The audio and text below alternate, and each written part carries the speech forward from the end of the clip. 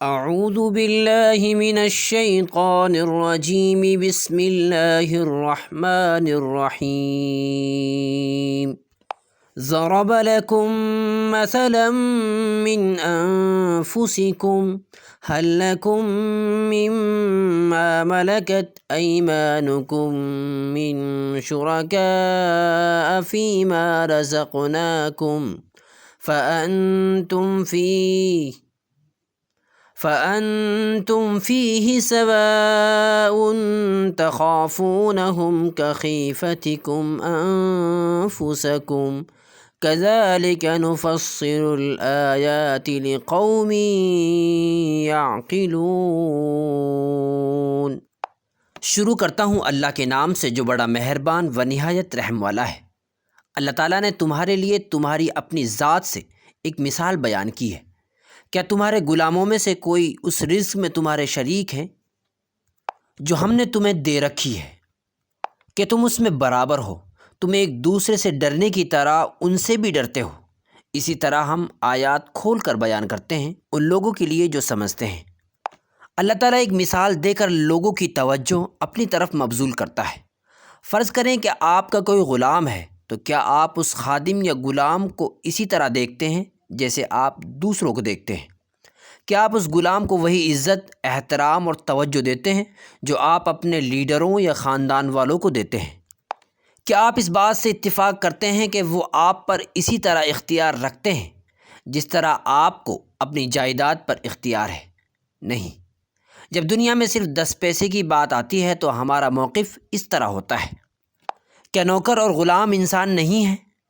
آپ اسے اپنی دولت کا انتظام کرنے کے لیے وہی طاقت دینے کے لیے تیار نہیں ہیں، لیکن جب بات اللہ کی آتی ہے اس سے آپ کو کوئی فرق نہیں پڑتا۔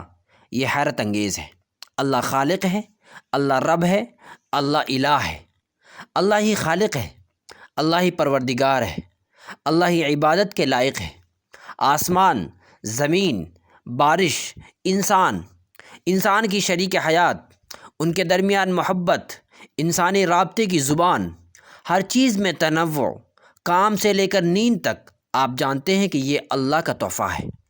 اس میں کسی دوسرے بت یا شخص کا کوئی کردار نہیں ہے۔ کیا وہ مکھی بھی بنا سکتے ہیں؟ مکھی تو دور کی بات، جب ان پر مکھی بیٹھ جائے تو وہ اسے بھگانے کے قابل بھی ہیں۔ پھر آپ نے انہیں خدا کے مقام پر کیسے فائز کیا؟ آسمان کے لیے ایک دیوتا، زمین کے لیے ایک دیوی، شادی کے لیے کسی اور دیوتا کے لیے نذر، بارش برسانے کے لیے کسی اور سے دعا، یہ ماننا شرک ہے کہ وہ خدائی صفات اور اختیارات کی حامل مخلوق ہے۔ جیسا کہ قدیم عرب زمانہ جاہلیت میں حج کی اپنی ابتدائی شکل میں تلبیہ کہا کرتے تھے۔ مشہور ہے وہ یہ تھا: لبیک اللہم لبیک لا شریک لک الا شریکا ھو لک تملکہ وما ملک۔ اے میرے خدا، میں نے تیری پکار سنی، تمہارا کوئی شریک نہیں ہے سوائے اپنے ساتھی کے، تم بھی اس کے مالک ہو، جو کچھ اس کا ہے اس کا مالک بھی تم ہو۔ اللہ کے علاوہ کچھ شریک ایسے ہیں جو خود اللہ کی طرف سے خاص طور پر منظور شدہ ہے، اس لیے اللہ ان کا مالک ہے، وہ سب کچھ اللہ کا ہے۔ یہ اس وقت کے عربوں کا عقیدہ تھا۔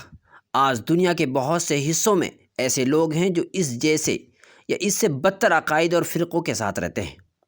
انہیں یہ سب کس نے سکھایا؟ اس میں سے کچھ بھی کسی نبی نے نہیں سکھایا۔ یہ سب ان کی اپنی تخلیقات ہیں، یہ سب ان کے احساسات اور ذوق ہیں، لیکن خدا نے ان کا حکم نہیں دیا۔ بل اتبع الذین ظلموا اہواءہم بغیر علم۔ جن لوگوں نے ظلم کیا وہ بغیر کسی علم کے اپنی خواہشات کا پیچھا کرتے ہیں۔ فمن يهدي من أضل الله وما لهم من ناصرين۔ تو اس شخص کو راستہ کون دکھائے گا جسے اللہ تعالیٰ نے گمراہ کر دیا، اور نہ ہی ان کا کوئی مددگار ہے۔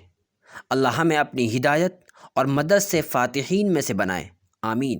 انشاءاللہ سورہ روم کا بقیہ حصہ کل نشر کیا جائے گا۔ ویڈیو تمام احباب کے ساتھ ضرور شیئر کریں۔